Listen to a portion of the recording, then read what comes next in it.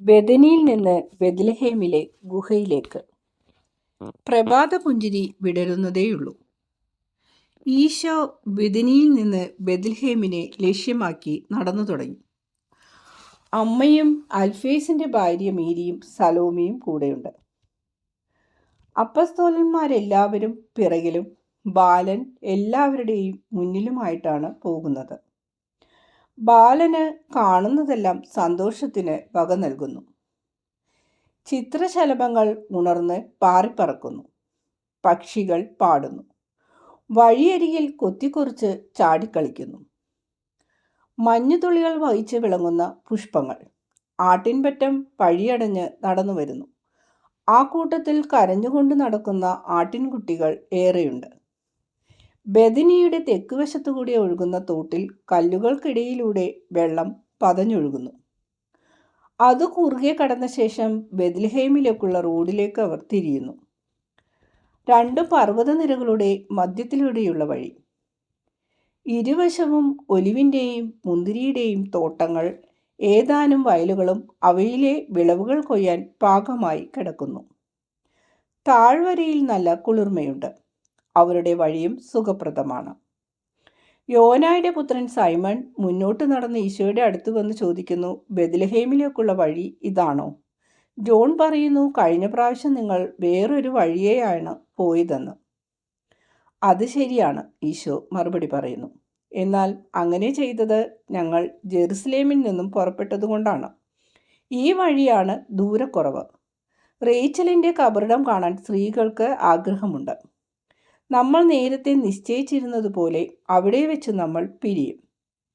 പിന്നീട് ബെത്സൂറിൽ നമ്മൾ ഒരുമിച്ച് കൂടും. അവിടെ സ്വല്പം താമസിക്കണമെന്ന് എൻ്റെ അമ്മ ആഗ്രഹിക്കുന്നു. അതെ, അങ്ങനെ നമ്മൾ തീരുമാനിച്ചിരുന്നു. എങ്കിലും നിൻ്റെ അമ്മ കൂടെ വേണമായിരുന്നു. എല്ലാവരും വേണം, എന്നാൽ നിൻ്റെ അമ്മ പ്രത്യേകമായി വേണം. കാരണം ബെത്ലഹേമിൻ്റെയും ഗുഹയുടെയും രാജ്ഞി അവളാണ്. എല്ലാം അവൾക്കാണ് നന്നായി അറിയാവുന്നത്. സംഭവിച്ചതെല്ലാം അവളിൽ നിന്ന് ഞങ്ങൾ കേൾക്കുകയാണെങ്കിൽ അതിനൊരു വ്യത്യാസമുണ്ടായിരിക്കും. അതാണ് ഞാൻ ഉദ്ദേശിക്കുന്നത്. ഈശോ സൈമണെ നോക്കി പുഞ്ചിരി തൂകുന്നു. ഏത് ഗുഹയാണപ്പാ? മാർജിയാം ചോദിക്കുന്നു. ഈശോ ജനിച്ച ഗുഹ. ഓ, എത്ര നല്ലതാ, ഞാനും വരുന്നു. തീർച്ചയായും, എത്ര നല്ലതാണ്, അൽഫേസിൻ്റെ ഭാര്യ മേരിയും സലോമിയും ഒരുമിച്ച് പറയുന്നു. അത് വളരെ ഭംഗിയായിരിക്കും. അതിൻ്റെ അർത്ഥം ലോകം നിന്നെ വെറുക്കുന്നതിന് മുമ്പുള്ള സമയത്തേക്ക് നമ്മൾ പിന്തിരിയുന്നു എന്നായിരിക്കും. ലോകം നിന്നെ അറിഞ്ഞതേയില്ല. അതിൻ്റെ അർത്ഥം പാവപ്പെട്ട മനുഷ്യരുടെ സ്നേഹം ഒന്നുകൂടെ ആസ്വദിക്കുക എന്നായിരിക്കും. മനുഷ്യർക്ക് എളിമയോടും വിശ്വാസത്തോടും കൂടി സ്നേഹിക്കാനും പ്രത്യാശ വയ്ക്കാനും കഴിയും. എനിക്ക് എൻ്റെ ഹൃദയത്തിലെ കയ്പ് നിറഞ്ഞ ഭാരം ഒന്നിറക്കി ആ പുൽത്തൊട്ടിയിൽ വയ്ക്കാം. നീ വെറുക്കപ്പെടുന്നു എന്നറിഞ്ഞപ്പോൾ മുതൽ ഈ ഭാരം എൻ്റെ ഹൃദയത്തിലുണ്ട്. നിന്റെ കണ്ണുകളിലെ കാരുണ്യം, നിന്റെ നിശ്വാസം, നിന്റെ പുഞ്ചിരി, ഇവയെല്ലാം ഇപ്പോഴും അവിടെ ഉണ്ടായിരിക്കും. അവയെല്ലാം എൻ്റെ ഹൃദയത്തെ തലോടും. അത് വളരെ ദുഃഖിതമായിരിക്കുകയാണ്. മേരി താഴ്ന്ന സ്വരത്തിൽ വളരെ സാവധാനത്തിലാണ് സംസാരിക്കുന്നത്. ദുഃഖവും ആഗ്രഹവും അതിൽ നിഴലിക്കുന്നു. എങ്കിൽ നമുക്ക് അങ്ങോട്ട് പോകാം അമ്മേ. നീ ഞങ്ങളുടെ നേതാവായിരിക്കും. ഇന്ന് അമ്മയാണ് ഞങ്ങളുടെ ടീച്ചർ, ഞാൻ പഠിക്കുന്ന ചെറിയ ബാലനും. ഓ മകനെ, അങ്ങനെയല്ല. എല്ലായ്പ്പോഴും നീ തന്നെയാണ് ഗുരു. അല്ല അമ്മേ, യോനായുടെ സൈമൺ പറഞ്ഞത് ശരിയാണ്. ബെത്ലഹേം നാട്ടിൽ അമ്മ രാജ്ഞിയാണ്. ദാവീദിൻ്റെ ഭവനത്തിൽപ്പെട്ട മേരിയുടെ ആദ്യത്തെ മാളികയാണത്. അമ്മയുടെ ഭവനത്തിലേക്ക് ഈ ചെറുഗണത്തെ നയിക്കൂ. കറിയൂത്തുകാരന് എന്തോ പറയണമെന്ന ആഗ്രഹമുണ്ട്, എന്നാൽ ഭവനം വീക്ഷിക്കുകയാണ്. ഈശോ അത് കാണുകയും മനസ്സിലാക്കുകയും ചെയ്തു. അതിനാൽ ഇങ്ങനെ പറയുന്നു, ആർക്കെങ്കിലും വരാൻ ഇഷ്ടമില്ലെങ്കിൽ ക്ഷീണം കൊണ്ടോ മറ്റേതെങ്കിലും കാരണത്താലോ അവർക്ക് ബെത്സൂറിലേക്ക് പോകാൻ സ്വാതന്ത്ര്യമുണ്ട്. എന്നാൽ ഒരുത്തരും മിണ്ടുന്നില്ല. കുളിർമയാർന്ന ആ വഴിയിലൂടെ അവർ പടിഞ്ഞാറ് ഭാഗത്തേക്കാണ് നടക്കുന്നത്. കുറെ കഴിഞ്ഞപ്പോൾ റോഡ് വടക്കോട്ട് വളയുന്നു. ഉന്തി നിൽക്കുന്ന ഒരു കുന്നിൻ്റെ വശത്തുകൂടി അത് ബെത്ലഹേം റോഡിലേക്ക് ചേരുന്നു. ജെറുസലേമിൽ നിന്ന് ബെത്ലഹേമിലേക്കുള്ള റോഡ്. ഇതിന് വളരെ അടുത്താണ് റേച്ചലിൻ്റെ കബറിടം. എല്ലാവരും അവിടെ ചെന്ന് വണക്കത്തോടെ പ്രാർത്ഥിക്കുന്നു. നീളവും വീതിയും ഉയരവും ഒപ്പമുള്ള ഒരു കൽക്കെട്ട്, മുകളിൽ കുംഭാകൃതിയിൽ മകുടവും. ജോസഫും ഞാനും ഇവിടെ യാത്ര നിർത്തി. എല്ലാം അന്നത്തേതുപോലെ തന്നെയാണിപ്പോഴും. കാലാവസ്ഥ മാത്രം വ്യത്യസ്തമാണ്. അന്ന് ചിസ്ലേവ് മാസത്തിലെ വളരെ തണുപ്പുള്ള ഒരു ദിവസമായിരുന്നു. മഴ പെയ്തത് നിമിത്തം റോഡ് മുഴുവൻ ചെളിയായിരുന്നു. മഞ്ഞുകട്ട പോലെ തണുപ്പുള്ള ഒരു കാറ്റും. രാത്രിയിൽ മരവിപ്പിക്കുന്ന തണുപ്പായിരുന്നിരിക്കണം. റോഡുകളെല്ലാം കട്ടിയായി വണ്ടിച്ചക്രം കൊണ്ടുള്ള ചാലുകൾ കീറിയിരുന്നു. ആകെ ജനക്കൂട്ടവും. ധാരാളം പടവുകൾ തിങ്ങിക്കിടക്കുന്ന ഒരു കടൽ പോലെ. എൻ്റെ ചെറിയ കഴുതക്ക് മുന്നോട്ട് നീങ്ങാൻ ബുദ്ധിമുട്ടായി. അമ്മയ്ക്ക് ബുദ്ധിമുട്ടായില്ലേ അമ്മേ? ഓ, എനിക്ക് നീയുണ്ടായിരുന്നു. ഇത് പറഞ്ഞുകൊണ്ട് വാത്സല്യവും സന്തോഷവും നിറഞ്ഞ മുഖത്തോടെ ഈശോയെ നോക്കുന്നു. മേരി തുടർന്ന് പറയുന്നു, നേരം ഇരുട്ടി തുടങ്ങി. ജോസഫിന് വിഷമവും വർദ്ധിച്ചു വന്നു. അസ്ഥി തുളക്കുന്ന വിധം തണുത്തൊരു കാറ്റും വീശുകയായി.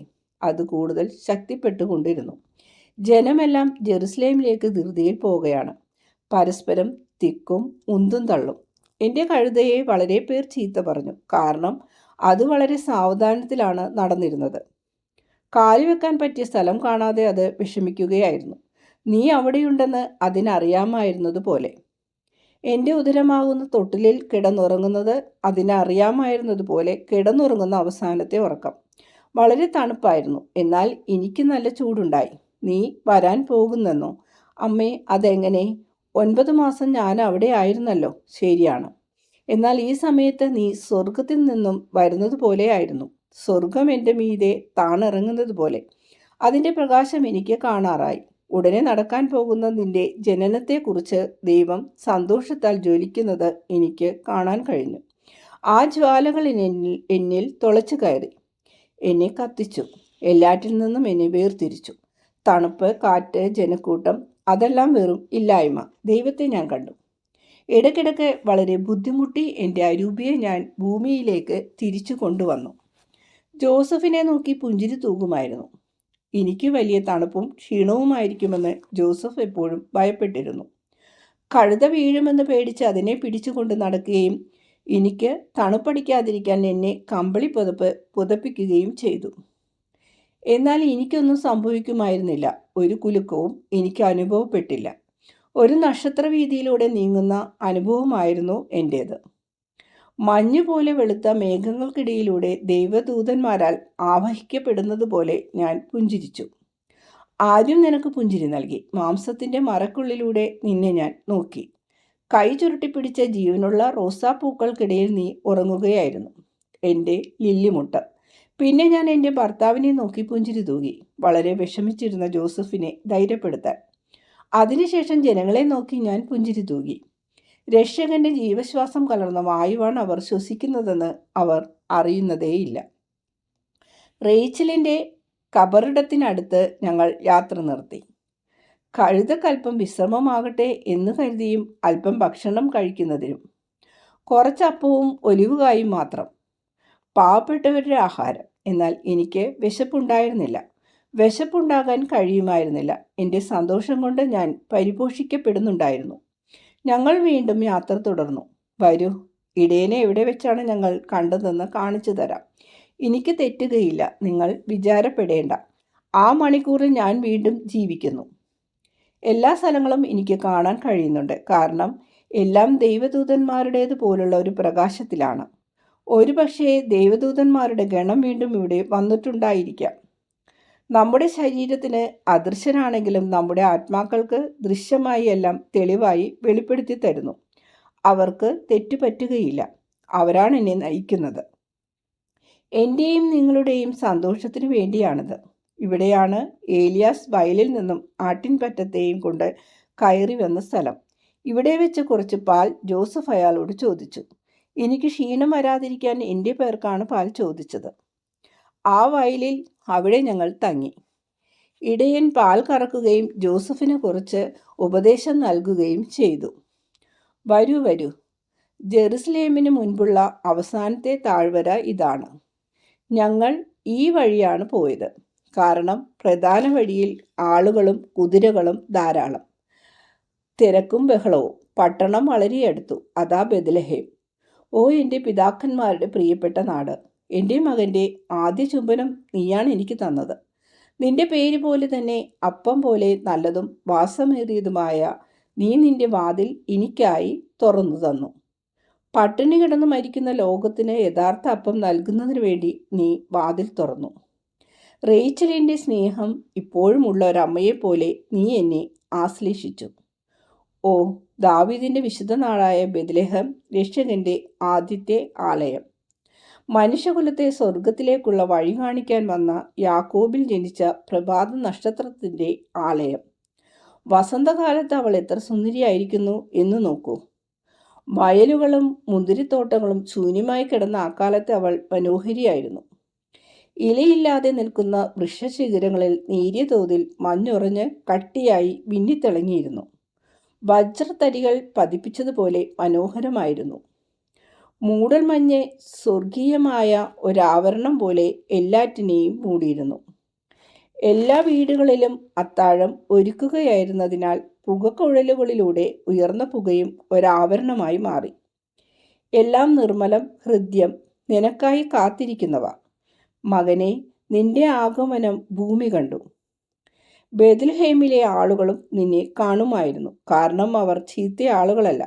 നീ അങ്ങനെ വിചാരിക്കുന്നില്ലെങ്കിലും ഞങ്ങൾക്ക് ആതിഥ്യം നൽകാൻ അവർക്ക് കഴിഞ്ഞില്ല. ബെത്ലഹേമിലെ സത്യസന്ധരായ ആളുകളുടെ നല്ല ഭവനങ്ങൾ ആളുകളെ കൊണ്ട് നിറഞ്ഞുപോയി. അഹങ്കാരികളും മറ്റുള്ളവരെക്കുറിച്ച് വിചാരമില്ലാത്തവരുമായ ആളുകൾ. എപ്പോഴും അവർ ധാർഷ്ട്യം കാണിക്കുന്നവരാണ്. ഇപ്പോഴും അങ്ങനെ തന്നെയാണല്ലോ. അവർക്ക് നിന്നെ കാണാൻ കഴിഞ്ഞില്ല. എത്രയെത്ര പ്രീശരും സദുക്കായരും ഏറൂദ്യരും നിയമജ്ഞരും ഏസീൽക്കാരും അവിടെ ഉണ്ടായിരുന്നു. ഇന്നവർ മന്ദഹൃദയരായിരിക്കുന്നത് അന്ന് കഠിനഹൃദയരായി വർദ്ധിച്ചതിൻ്റെ അനന്തരഫലമായിട്ടാണ്. സാധുവായവരുടെ സഹോദരിക്ക് തീരെ അവരുടെ ഹൃദയം ആ രാത്രി അവർ അടച്ചു. അവർ അന്ധകാരത്തിൽ തന്നെ ഇന്നും കഴിയുന്നു. അയൽക്കാരനെ സ്നേഹം നിരസിച്ചതുമൂലം അവർ ദൈവത്തെ നിരസിക്കുകയാണ് ചെയ്തത്. വരൂ, നമുക്ക് ഗുഹയിലേക്ക് പോകാം. പട്ടണത്തിലേക്ക് പോകേണ്ട കാര്യമൊന്നുമില്ല. എൻ്റെ കുഞ്ഞിൻ്റെ ഇഷ്ടപ്പെട്ട കൂട്ടുകാരും ഇപ്പോൾ അവിടെയില്ല. അത്യാവശ്യങ്ങൾക്കുള്ള വെള്ളവും തീ കൂട്ടാൻ വിറകും കല്ലും എല്ലാം സ്നേഹമുള്ള പ്രകൃതി നൽകുന്നുണ്ടല്ലോ. പ്രകൃതി അതിൻ്റെ നാഥൻ്റെ വരവിനെ കണ്ടു. അവിടെ ഒട്ടും സംശയിക്കാതെ പോരും. ദാവീദിൻ്റെ ഗോപുരത്തിൻ്റെ അവശിഷ്ടങ്ങൾ. ഓ, രാജകൊട്ടാരത്തേക്കാൾ എനിക്ക് പ്രിയപ്പെട്ട സ്ഥലം. അനുഗ്രഹീതമായ നാശനഷ്ടങ്ങൾ, അനുഗ്രഹീതമായ അരുവി, അനുഗ്രഹീതമായ വൃക്ഷം. കാരണം ഒരു അത്ഭുതത്താൽ എന്ന പോലെ നിന്റെ ശിഖരങ്ങൾ കാറ്റിൽ നീ വീഴിച്ചു തന്നു. അങ്ങനെ തീ കത്തിക്കാനുള്ള വിറക് നീ നൽകി. മേരി പെട്ടെന്ന് ഗുഹയിലേക്ക് ഇറങ്ങി. ഒരു ചെറിയ അരുവി പലകയിട്ട് ചവിട്ടിക്കടന്ന് ആ നാശനഷ്ടങ്ങളുടെ മുമ്പിലുള്ള തുറന്ന സ്ഥലത്തുകൂടി മേരി ഓടുന്നു. ഗുഹയുടെ വാതിൽക്കൽ അവർ മുട്ടുകുത്തുന്നു, കുനിഞ്ഞ് നിലം മുത്തുന്നു. എല്ലാവരും മേരിയെ അനുകരിച്ച് മുട്ടുകുത്തി നിലം മുത്തുന്നു. എല്ലാവരും തരളിത ഹൃദയരാണ്. ഒരു നിമിഷത്തേക്ക് പോലും മേരിയെ വിട്ടു പിരിഞ്ഞിട്ടില്ലാത്ത ബാലൻ അത്ഭുതകരമായ ഒരു കഥ കേൾക്കുന്നത് പോലെ ഒരു വാക്കും വിട്ടുപോകാതെ മേരിയുടെ എല്ലാ വാക്കുകളും ആംഗ്യങ്ങളും നോക്കുകയും അവൻ്റെ കറുത്ത കണ്ണുകളിലൂടെ ആസ്വദിക്കുകയും ചെയ്യുന്നു. മേരി എഴുന്നേറ്റ് അകത്തേക്ക് കയറിക്കൊണ്ട് പറയുന്നു, എല്ലാം ഒരു വ്യത്യാസം കൂടാതെ അന്നത്തേതുപോലെ തന്നെ. എന്നാൽ അപ്പോൾ രാത്രിയായിരുന്നു. ഞാൻ അകത്ത് കയറിയപ്പോൾ ജോസഫ് ഒരു വിളക്ക് കത്തിച്ചു. കഴുതപ്പുറത്തു നിന്നിറങ്ങിയപ്പോൾ മാത്രമേ ഞാൻ എത്ര ക്ഷീണിതയാണെന്നും തണുത്തിരിക്കുന്നെന്നും ഞാൻ തന്നെ മനസ്സിലാക്കിയുള്ളൂ. ഒരു കാള ഞങ്ങൾക്ക് അഭിവാദ്യം നൽകി. ഞാൻ അതിൻ്റെ അടുത്ത് ചെന്നു. അതിൻ്റെ ചൂട് കിട്ടാനും വൈക്കോലിനെതിരെ ചാരി നിൽക്കാനും വേണ്ടി ജോസഫ് ഇവിടെ കച്ച വിരിച്ച് എനിക്കൊരു കിടക്ക തയ്യാറാക്കി. ആ മൂലക്ക് തീ കത്തിച്ച വൈക്കോൽ ഉണക്കി എനിക്കും നിനക്കും വേണ്ടി അതൊരുക്കി. ദൈവദൂതന്മാരെ പോലെ ഇരുന്ന ജോസഫ് ഒരു പിതാവിനെ പോലെ സ്നേഹമുള്ളവനായിരുന്നു. ഇരുട്ടത്ത് കൈ കോർത്തു പിടിച്ച് നടക്കുന്ന സഹോദരന്മാരെ പോലെ ഞങ്ങൾ കൈ പിടിച്ചിരുന്നു. കുറച്ച് അപ്പവും ചീസും കഴിച്ചു. എന്നിട്ട് തീ കൂട്ടാനായി അങ്ങോട്ട് പോയി. മേലങ്കിയെടുത്ത് വാതിൽ മറക്കുകയും ചെയ്തു. വാസ്തവത്തിൽ സ്വർഗത്തിൽ നിന്നിറങ്ങുന്ന ദൈവമഹത്വത്തിന് ഒരാവരണം ഇടുകയായിരുന്നു ജോസഫ് ചെയ്തത്. എൻ്റെ ഈശോയെ, നീയും ഞാനും ആ വൈക്കോലിന്മേൽ രണ്ടു മൃഗങ്ങളുടെ മധ്യത്തിൽ കിടന്നു. എൻ്റെ പുറങ്കുപ്പായവും രോമപ്പുതപ്പും എടുത്ത് പുതച്ചു. എൻ്റെ പ്രിയപ്പെട്ട ഭർത്താവ് ആ സമയത്തെ എനിക്കൊരമ്മയായിരുന്നു, എനിക്കൊരു മാലാഖയായിരുന്നു. ഏതൊരു സ്ത്രീക്കും അനിശ്ചിതത്വം മുറ്റി നിൽക്കുന്ന ഉത്കണ്ഠയുടെ നിമിഷങ്ങൾ. എൻ്റെ കാര്യത്തിൽ, എൻ്റെ ഏകപ്രസവത്തിൽ, ഏകയായി എൻ്റെ ആദ്യ പ്രസവത്തിൻ്റെ രഹസ്യത്തെ ഞാൻ അഭിമുഖീകരിക്കുമ്പോൾ, ദൈവത്തിൻ്റെ പുത്രൻ മരണമുള്ള ശരീരത്തിൽ നിന്ന് പുറത്തു വരുന്നത് കാണുമ്പോൾ എങ്ങനെയായിരിക്കും എന്നെല്ലാമുള്ള ചിന്ത നിറഞ്ഞു നിൽക്കുമ്പോൾ, ജോസഫ് ഒരു ദൈവദൂതൻ തന്നെയായിരുന്നു. എൻ്റെ ആശ്വാസമായിരുന്നു. അന്നേരവും പിന്നീട് എപ്പോഴും. കുറച്ചു കഴിഞ്ഞപ്പോൾ നീതിമാനായ ജോസഫിനെ മൗനവും ഉറക്കവും ചുറ്റി നിന്നു. എല്ലാ ദിവസവും എനിക്ക് ലഭിച്ചിരുന്ന ദൈവിക ചുംബനം പോലുള്ള അവസ്ഥ അദ്ദേഹം കാണാതിരിക്കുന്നതിനായിരുന്നു അത്. മാനുഷികമായ ആവശ്യങ്ങൾക്ക് ശേഷം അല്പം കഴിഞ്ഞ് സ്വർഗീയമായ ഒരു കടലിൽ നിന്ന് ആനന്ദ പാരിവശ്യത്തിൻ്റെ തിരമാലകൾ എന്നിലേക്ക് അടിച്ചുകൊണ്ടിരുന്നു. അവ എന്നെ ഉയർത്തി അവയുടെ ധവളമായ നെറുകയിൽ എന്നെ വഹിച്ച് പ്രകാശത്തിൻ്റെയും ആനന്ദത്തിൻ്റെയും സമാധാനത്തിൻ്റെയും സ്നേഹത്തിൻ്റെയും ഒരു സമുദ്രത്തിലേക്ക് കൊണ്ടുപോയി. ദൈവത്തിൽ, ദൈവമാകുന്ന സമുദ്രത്തിൽ ഞാൻ മുങ്ങിത്താഴുന്നതുവരെ അവ എന്നെ ഉയർത്തി. ഭൂമിയിൽ നിന്നൊരു സ്വരം മന്ത്രിച്ചു, നീ ഉറങ്ങുന്നുണ്ടോ മേരി? ഓ, അത് എത്ര വിദൂരതയിലായിരുന്നു! ഒരു പ്രതിധ്വനി, ഭൂമിയുടെ നേരിയ ഒരു ഓർമ്മ. അത് വളരെ നേർമമായിരുന്നതിനാൽ എൻ്റെ ആത്മാവിനെ അത് സ്പർശിച്ചില്ല. എങ്ങനെ ഞാൻ അതിന് മറുപടി പറഞ്ഞെന്ന് എനിക്കറിഞ്ഞുകൂടാ. ഞാൻ ഉയർന്നുകൊണ്ടിരുന്നു. ഉയർന്നുയർന്ന് അഗ്നിയുടെ ഉള്ളിലേക്ക്, അനന്തമായ സൗഭാഗ്യത്തിലേക്ക്, ദൈവത്തിലേക്ക് ഞാൻ ഉയർന്നു. ഓ, ആ രാത്രിയിൽ നീ എന്നിൽ നിന്നും പിറക്കുകയായിരുന്നോ? അതോ ത്രിത്വത്തിൻ്റെ പ്രകാശത്തിൽ നിന്ന് ഞാൻ ജനിക്കുകയായിരുന്നോ? നിന്നെ ഞാൻ പ്രദാനം ചെയ്തതോ അതോ നീ എന്നെ നിന്നിലേക്ക് ആഗിരണം ചെയ്ത് എന്നെ ജനിപ്പിച്ചോ? എനിക്കറിഞ്ഞുകൂടാ. അതിനുശേഷം താഴേക്കുള്ള ഇറക്കം. ദൈവഗണങ്ങളിലൂടെ ഒന്നിൽ നിന്നും മറ്റൊന്നിലേക്ക് സാവധാനത്തിൽ, ആനന്ദപൂർവ്വം മാധുര്യം തുളുമ്പി നിൽക്കുന്ന ശാന്തമായ ഇറക്കം. ഉയരങ്ങളിൽ പറക്കുന്ന കഴുകൻ്റെ കയ്യിൽ നിന്നും വീണ് താഴേക്കിറങ്ങുന്ന ഒരു പുഷ്പം പോലെ, ഒരു തുള്ളി മഴവെള്ളം വീണ് കൂടുതൽ മനോഹരമാകുന്നത് പോലെ. ആകാശത്തു നിന്ന് അടർത്തിയെടുത്ത ഒരു കഷ്ണം മഴവില്ല് ചേർത്ത് പിടിച്ച് കൂടുതൽ സുന്ദരമാകുന്നത് പോലെ എൻ്റെ കിരീടമേ, നീ എൻ്റെ ചങ്കിന്മേൽ താണിറങ്ങി. മുട്ടുകുത്തി നിന്നെ ആരാധിച്ച ശേഷം ഇവിടെയിരുന്നു നിന്നെ ഞാൻ സ്നേഹിച്ചു. അവസാനം മാംസമാകുന്ന മറ കൂടാതെ എനിക്ക് നിന്നെ സ്നേഹിക്കാൻ കഴിഞ്ഞല്ലോ. നിന്നെ സ്നേഹിക്കാൻ ആദ്യം നിന്നെ സ്നേഹിക്കുന്നവരിൽ ഒരുവനാകാൻ എന്നെപ്പോലെ യോഗ്യതയുള്ള ജോസഫിൻ്റെ പക്കലേക്ക് നിന്നെ ഞാൻ കൊണ്ടുചെന്നു. ഇവിടെ ഈ രണ്ട് പരിക്കൻ തൂണുകളുടെ ഇടയിൽ പിടിച്ചുകൊണ്ട് നിന്നെ ഞാൻ പിതാവിന് സമർപ്പിച്ചു. പിന്നീട് ഈ സ്ഥലത്ത് നീ ജോസഫിൻ്റെ നെഞ്ചത്ത് ആദ്യമായി അനങ്ങാതെ കിടന്നു. പിന്നെ ഞാൻ നിന്നെ ഒരുക്കി ഞങ്ങൾ രണ്ടുപേരും കൂടെ ഇവിടെ കിടത്തി. ഞാൻ താരാട്ട് പാടി ഉറക്കാൻ ശ്രമിച്ചപ്പോൾ ജോസഫ് വൈക്കോൽ തീയുടെ അടുത്ത് പിടിച്ച് ഉണക്കുകയായിരുന്നു. അത് വേണ്ട വിധം ചൂടായപ്പോൾ നിന്നെ നെഞ്ചോട് ചേർത്ത് വെച്ചു. ഞങ്ങൾ രണ്ടുപേരും കൂടി നിന്നെ ആരാധിച്ചു. ഞങ്ങൾ രണ്ടുപേരും നിന്റെ അടുത്ത് കുനിഞ്ഞു നിന്ന് നിന്റെ ശ്വാസം വലിച്ചെടുത്തു.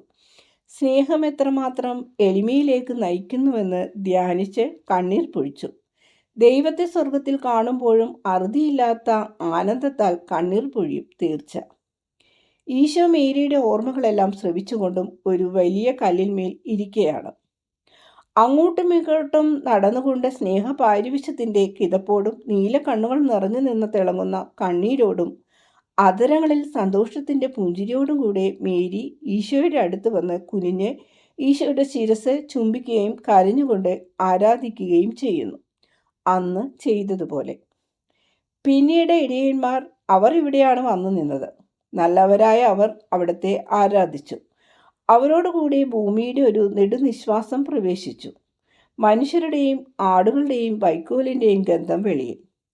എല്ലായിടത്തും ദൈവദൂതന്മാർ അവരുടെ സ്നേഹത്താൽ അവർ ആരാധിച്ചു. മനുഷ്യർക്ക് ഓരോരുത്തർക്കും ആവർത്തിക്കാൻ കഴിയാത്ത അവരുടെ സംഗീതം കൊണ്ട്, സ്വർഗത്തിൽ മുഴുവൻ സ്നേഹം കൊണ്ട്, സ്വർഗത്തിൻ്റെ വായു ഇവിടെ എത്തിച്ചുകൊണ്ട് വലിയ പ്രകാശധോരണിയിൽ അവർ ആരാധിച്ചു. ഇങ്ങനെയായിരുന്നു നിന്റെ ജനനം, എൻ്റെ അനുഗ്രഹീതനായ മകനെ. മേരി ഈശോയുടെ അടുത്ത് മുട്ടുകുത്തി തല ഈശോയുടെ മുട്ടിന്മേൽ വെച്ചുകൊണ്ട് വികാരഭരിതയായി കരയുന്നു. കുറച്ചു സമയത്തേക്ക് ഒന്നും പറയാൻ ആരും ധൈര്യപ്പെടുന്നില്ല. മേരിയുടെ വികാരവായ്പിൽ എല്ലാവരും തന്നെ ഒരുമാതിരി അലിഞ്ഞു ചേരുന്നു. അവർ ഇതെല്ലാം ഭിത്തിയിൽ പെയിന്റ് ചെയ്തു വെച്ചിട്ടുണ്ടാവുമെന്ന മട്ടിൽ ചുറ്റും നോക്കുകയാണ്. കാണുന്നത് ചിലന്തി വലയും പരിക്കൻ കല്ലുകളും. മേരി സ്വസ്ഥയായി പറയുന്നു, എൻ്റെ മകൻ്റെ അതിരില്ലാത്ത വിധത്തിൽ ലളിതവും അതിരിട്ട വിധത്തിൽ മഹത്വമേറിയതുമായ ജനനത്തെക്കുറിച്ച് ഞാൻ പറഞ്ഞു കഴിഞ്ഞു. ഒരു ഗുരുവിൻ്റെ ജ്ഞാനത്തോടെയല്ല, എൻ്റെ മാതൃഹൃദയത്തിൻ്റെ വശം അനുസരിച്ചാണ് ഞാൻ പറഞ്ഞത്. ഇനിയൊന്നും പറയാനില്ല. വെറും സാധാരണ സാഹചര്യങ്ങളിൽ മറച്ചുവെച്ച ഏറ്റവും വലിയ സംഭവം. പിറ്റേ ദിവസം എങ്ങനെയായിരുന്നു? അത് കഴിഞ്ഞുള്ള ദിവസങ്ങൾ പലരും ഒരുമിച്ച് ചോദിക്കുന്നു.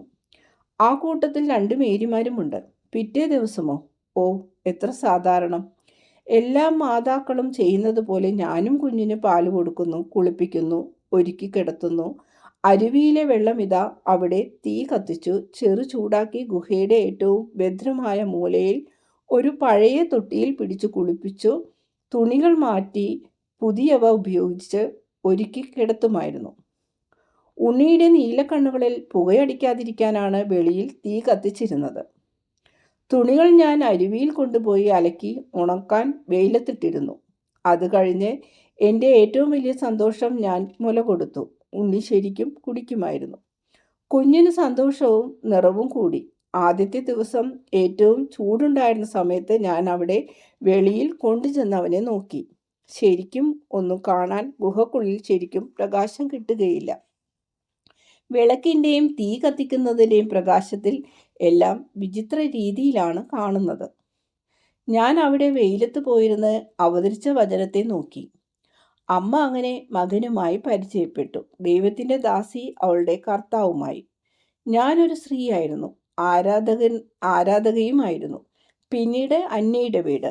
നിന്റെ തൊട്ടിലിന് സമീപം ചെലവഴിച്ച ദിവസങ്ങൾ, നിന്റെ ആദ്യ ചുവടുകൾ, നിന്റെ ആദ്യത്തെ വാക്ക്, എന്നാൽ അതെല്ലാം കാലക്രമേണ പിന്നീട് സംഭവിച്ചവ. നിന്റെ ജനനത്തിൻ്റെ മണിക്കൂർ പോലെ വേറൊന്നും ഉണ്ടായിരുന്നില്ല. ദൈവത്തിലേക്ക് ഞാൻ തിരിച്ചു ചെല്ലുമ്പോൾ മാത്രമേ ആ തികവ് ഞാൻ വീണ്ടും അനുഭവപ്പെടുകയുള്ളൂ. എന്നാൽ യാത്ര പുറപ്പെടാൻ അവസാന നിമിഷം വരെ കാത്തിരുന്നത് എന്തിനാണ്? നിങ്ങൾ തരക്കേടില്ലല്ലോ. കുറച്ചു കഴിഞ്ഞു പോന്നാൽ മതിയായിരുന്നില്ലേ?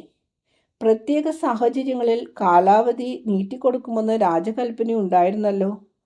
അൽഫോയേസ് അങ്ങനെയാണ് പറഞ്ഞത്. അൽഫോയേസിൻ്റെ ഭാര്യ മേരി പറയുന്നു. കുറെ താമസിക്കാനോ? അന്ന് സന്ധ്യയ്ക്ക് ജോസഫ് ആ വിവരം പറഞ്ഞപ്പോൾ മകനെ, നീയും ഞാനും സന്തോഷത്താൽ കുതിച്ചു. അത് വിളിയായിരുന്നു. കാരണം നീ ഇവിടെയായിരുന്നു ജനിക്കേണ്ടത്. പ്രവാചകന്മാർ മുൻപേ പറഞ്ഞിട്ടുള്ളതുപോലെ സ്വർഗത്തിൽ കാരുണ്യമായി ജോസഫിൻ്റെ സംശയത്തിൻ്റെ ഓർമ്മ പോലും മായ്ച്ചു കളയാനിടയാക്കി. അതിനായിട്ടാണ് ഞാൻ കാത്തിരുന്നത്. നിനക്ക് വേണ്ടിയും ജോസഫിനു വേണ്ടിയും യൂദാ ജനത്തിനു വേണ്ടിയും ഭാവി ലോകത്തിനു വേണ്ടിയും. എപ്പോഴും എല്ലാ കാലത്തേക്കും ഞങ്ങൾ തീരുമാനിച്ചു. അപ്രകാരം ഞങ്ങൾ പ്രവർത്തിക്കുകയും ചെയ്തു. കാത്തിരിക്കുകയോ വധുവിന് അവളുടെ വിവാഹ സ്വപ്നം നീട്ടിവെക്കാൻ പറ്റുമോ? എന്തിനു താമസിക്കണം? കൊള്ളാം. എന്തെല്ലാം സംഭവിക്കാൻ പാടുണ്ടായിരുന്നു? അൽഫേസിൻ്റെ ഭാര്യ മേരി വീണ്ടും പറയുന്നു. ഒന്നിനെക്കുറിച്ചും ഞാൻ ഭയപ്പെട്ടില്ല. ഞാൻ ദൈവത്തിൽ വിശ്രമിക്കുകയായിരുന്നു. എന്നാൽ എല്ലാം ഇങ്ങനെയൊക്കെ സംഭവിക്കുമെന്ന് നിനക്കറിയുമായിരുന്നു. ആരും എന്നോടൊന്നും പറഞ്ഞില്ല. ഞാൻ അതേക്കുറിച്ച് ചിന്തിച്ചതുമില്ല. എന്നു തന്നെയുമല്ല, ജോസഫ് വിഷമിക്കാതിരിക്കാൻ സമയം ഇനിയും ആയിട്ടില്ല എന്ന് ജോസഫിനും നിങ്ങൾക്കും തോന്നത്തക്ക വിധത്തിലാണ് ഞാൻ പെരുമാറിയിരുന്നത്. എന്നാൽ എനിക്കറിയാമായിരുന്നു, ലോകത്തിൻ്റെ പ്രകാശമായവൻ കാഴ്ചവെപ്പ് തിരുനാളിൻ്റെ ദിവസങ്ങളിൽ ജനിക്കുമെന്ന് എനിക്ക് തീർച്ചയായും അറിയാമായിരുന്നു. അമ്മ എന്തുകൊണ്ടാണ് മേരിയുടെ കൂടെ പോകാതിരുന്നത്? അപ്പൻ അതേക്കുറിച്ച് എന്താണ് ചിന്തിക്കാതിരുന്നത്? എങ്ങനെയായാലും നിങ്ങൾ 2 പേരും ഇവിടെ വരേണ്ടതായിരുന്നല്ലോ. നമ്മളെല്ലാവരും ഇവിടെ വന്നില്ലേ? യൂദാസ് തദ്ദേവൂസ് ദൃഢസ്വരത്തിൽ ചോദിക്കുന്നു. കാഴ്ചവെപ്പ് തിരുനാൾ കഴിഞ്ഞാണ് താൻ പോകുന്നതെന്ന് നിന്റെ അപ്പൻ ജോസഫിനോട് പറഞ്ഞു. എന്നാൽ ജോസഫിന് അത്രയും താമസിക്കാൻ ഇഷ്ടമുണ്ടായിരുന്നില്ല. എന്നാൽ അമ്മയെങ്കിലും? തദ്ദേവൂസ് നിർബന്ധിച്ച് ചോദിക്കുന്നു. അമ്മയെ കുറ്റപ്പെടുത്തേണ്ട യൂദാസേ. പരസ്പര സമ്മതത്തോടെ ഈ ജനത്തിൻ്റെ രഹസ്യത്തിന്മേൽ ഒരു ആവരണം ഉള്ളതാണ് നല്ലതെന്ന് ഞങ്ങൾ നിശ്ചയിച്ചു. ഇപ്രകാരമുള്ള അടയാളങ്ങളോടെ ആയിരിക്കും ഇത് സംഭവിക്കുക എന്ന് ജോസഫിന് അറിയാമായിരുന്നു. നിനക്കു തന്നെ അറിഞ്ഞുകൂടായിരുന്നെങ്കിൽ ജോസഫ് എങ്ങനെയാണ് അറിയുക? അവൻ ജനിക്കാൻ പോകുന്നു എന്നല്ലാതെ വേറൊന്നും ഞങ്ങൾക്ക് അറിഞ്ഞുകൂടായിരുന്നു. അപ്പോൾ ദൈവജ്ഞാനം ഞങ്ങളെ നയിച്ചു. അതങ്ങനെ തന്നെ വേണ്ടതായിരുന്നല്ലോ. ഈശോയുടെ ജനനവും ഈ ലോകത്തിലെ അവൻ്റെ സാന്നിധ്യവും അസാധാരണത്വമൊന്നും ഇല്ലാത്തതാകണമായിരുന്നു. അസാധാരണത്വം സാത്താനെ ഉണർത്തുമായിരുന്നു. ഇപ്പോൾ ബെത്ലഹേമിലെ ആളുകൾക്ക് ഈശോയോടുള്ള വിദ്വേഷം ഈശോയുടെ ആദ്യത്തെ വെളിപ്പെടുത്തലിൻ്റെ ഫലമായിട്ടുള്ളതാണ്. ആ വെളിപ്പെടുത്തൽ പൈശാചികമായ വിദ്വേഷം ഉളവാക്കി രക്തച്ചൊരിച്ചിലിനിടയാക്കി. അങ്ങനെ വിദ്വേഷം വർദ്ധിച്ചു. യോനായുടെ പുത്രൻ സൈമനെ, നിനക്ക് തൃപ്തിയായോ? ആളിന് ശബ്ദമില്ല. ശ്വാസം പോലും അടക്കിയാണല്ലോ ഇരിക്കുന്നത്. ഓ, വളരെ തൃപ്തിയായി, വളരെയധികം. ഞാൻ തന്നെ ഈ ലോകത്തിലല്ല എന്നെനിക്ക് തോന്നുന്നു. ദേവാലയത്തിൻ്റെ അതിവിശുദ്ധ സ്ഥലത്തേക്കാൾ വിശുദ്ധമായ ഒരു സ്ഥലത്താണ് ഞാനെന്ന് എനിക്ക് തോന്നുന്നു. എത്രയധികമായി വിശുദ്ധി! നിന്നെ ഈ സ്ഥലത്തെ ഇത്രയധികമായ പ്രകാശമുണ്ടായ രാത്രിയുടെ വെളിച്ചത്തിൽ ഞാൻ കാണുമ്പോൾ എനിക്ക് തോന്നുന്നു, ഞാൻ നിന്നോട് ബഹുമാനമായി പെരുമാറിയിരുന്നെങ്കിലും അതൊരു മഹൽ സ്ത്രീയോടെന്ന പോലെയാണ്. ഒരു സ്ത്രീ ഇനി നിന്നെ മേരി എന്ന് വിളിക്കാൻ ഞാൻ ധൈര്യപ്പെടുകയില്ല. ഇതുവരെ നീ എൻ്റെ ഗുരുവിൻ്റെ അമ്മയായിരുന്നു. ഇപ്പോൾ ആ സ്വർഗീയ തിരമാലകളുടെ നെറുകയിൽ നിന്നെ ഞാൻ കാണുന്നു. നിന്നെ ഒരു രാജ്ഞിയായിട്ട് ഞാൻ നിന്നെ കണ്ടു. അതിനാൽ സാധുവായ നികൃഷ്ടനായ ഞാൻ സാഷ്ടാംഗം പ്രണമിക്കുന്നു. കാരണം ഞാനൊരടിമ മാത്രമാണ്. ഇങ്ങനെ പറഞ്ഞുകൊണ്ട് സൈമൺ നിലത്ത് വീണ് മേരിയുടെ പാദങ്ങൾ ചുംബിക്കുന്നു. ഇപ്പോൾ ഈശോ സംസാരിക്കുന്നു. സൈമൺ, എഴുന്നേറ്റ് നിൽക്കൂ. ഇങ്ങോട്ട് വരൂ. എൻ്റെ അടുത്തേക്ക് വരൂ. എന്നോട് ചേർന്ന് നിൽക്കൂ. പത്രോസ് എഴുന്നേറ്റ് ഈശോയുടെ ഇടതുവശം ചേർന്ന് നിൽക്കുന്നു. വലതുവശത്ത് മേരിയുണ്ട്. നമ്മളിപ്പോൾ എന്താണ്? ഈശോ ചോദിക്കുന്നു. ശരി, നമ്മൾ ഈശോയും മേരിയും സൈമനുമാണ്. വളരെ നന്നായിരിക്കുന്നു. എന്നാൽ നമ്മൾ എത്ര പേരാണ്? 3 പേരാണ് ഗുരുവേ. അതായത് നമ്മളൊരു ത്രിത്വമാണ്. ഒരു ദിവസം സ്വർഗത്തിൽ ത്രിത്വ ദൈവത്തിന് ഒരു ചിന്തയുണ്ടായി. വചനം ഭൂമിയിലേക്ക് പോകാനുള്ള സമയമായിരിക്കുന്നു. സ്നേഹത്തിൻ്റെ ഒരു തുടിപ്പിൽ വചനം ഭൂമിയിലേക്ക് വന്നു. അതിനാൽ അവൻ പിതാവിൽ നിന്നും പരിശുദ്ധാരൂപിയിൽ നിന്നും വേർപിരിഞ്ഞു. ഭൂമിയിൽ ജോലി ചെയ്യാനായി അവൻ വന്നു. സ്വർഗത്തിലായിരിക്കുന്ന 2 പേരും വചനത്തിൻ്റെ പ്രവൃത്തികളെ വീക്ഷിച്ചുകൊണ്ട് പരസ്പരം കൂടുതൽ യോജിപ്പോടെ ഭൂമിയിൽ ജോലി ചെയ്യുന്ന വചനത്തെ സഹായിക്കാൻ ചിന്തയും സ്നേഹവും ഒന്നിപ്പിച്ചു. സ്വർഗത്തിൽ നിന്ന് ഈ കൽപ്പന വരുന്ന ഒരു ദിവസം വരും. നിനക്ക് തിരികെ വരാൻ സമയമായിരിക്കുന്നു. കാരണം എല്ലാം നിവൃത്തിയായിരിക്കുന്നു. അപ്പോൾ വചനം തിരിച്ചു സ്വർഗത്തിലേക്ക് പോകും. അങ്ങനെ ഈശോ ഒരു ചുവട് പുറകോട്ട് വെച്ച് മേരിയും സൈമനും തനിയെ ആകാനിടയാകുന്നു. സ്വർഗത്തിൻ്റെ ഉയരങ്ങളിൽ നിന്ന് ഭൂമിയിലായിരിക്കുന്ന 2 പേരുടെയും പ്രവൃത്തികളെ വീക്ഷിക്കും. 2 പേരും സ്വർഗീയമായ പ്രചോദനത്താൽ മുമ്പലത്തേക്കാൾ യോജിപ്പോടെ ശക്തിയും സ്നേഹവും ഒന്നിപ്പിക്കും. വചനത്തിൻ്റെ ആഗ്രഹങ്ങളെല്ലാം നിറവേറ്റാൻ പരിശ്രമിക്കും. വചനത്തിൻ്റെ ആഗ്രഹമാണിത്. സഭയുടെ നിരന്തരമായ പ്രബോധനം വഴി ലോകം രക്ഷിക്കപ്പെടണം. പിതാവും പുത്രനും പരിശുദ്ധാരൂപിയും അവരുടെ കതിരുകൾ ഒരുമിച്ച് കൂട്ടി ഒരു ചങ്ങലയാക്കി ഭൂമിയിലാക്കിയിരിക്കുന്ന 2 പേരെ പരസ്പരം ചേർത്ത് ബന്ധിക്കും. എൻ്റെ അമ്മ, സ്നേഹം, നീ ശക്തി. നീ തീർച്ചയായും മേരിയെ ഒരു രാജ്ഞിയെ പോലെ കരുതി പെരുമാറണം.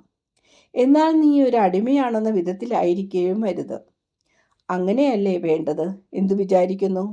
നീ ആഗ്രഹിക്കുന്നത് എന്തെല്ലാമാണോ അതെല്ലാമാണ് ഞാൻ വിചാരിക്കുന്നത്. എല്ലാം എൻ്റെ കഴിവുകളെ അതിലംഘിക്കുന്നു. ശക്തി, ഓ, ഞാൻ ശക്തിയാകണമെങ്കിൽ തീർച്ചയായും അവളെ ആശ്രയിക്കണം. ഓ എൻ്റെ കർത്താവിൻ്റെ അമ്മേ, എന്നെ ഒരിക്കലും ഉപേക്ഷിക്കരുതേ, ഒരിക്കലും, ഒരു കാലത്തും. ഭയപ്പെടാതിരിക്കൂ, ഞാൻ എപ്പോഴും നിന്റെ കയ്യിൽ പിടിച്ചുകൊള്ളാം. തന്നെത്താൻ നടക്കാൻ പ്രാപ്തിയാകുന്നതുവരെ എൻ്റെ മകനെ ഞാൻ എങ്ങനെ പിടിച്ചിരുന്നോ അതുപോലെ. അത് കഴിയുമ്പോൾ എൻ്റെ പ്രാർത്ഥന കൊണ്ട് നിന്നെ താങ്ങിക്കൊള്ളാം. സൈമൺ, വിഷമിക്കാതെ സന്തോഷമായിരിക്കൂ. ദൈവത്തിൻ്റെ ശക്തിയെ ഒരിക്കലും സംശയിക്കരുത്.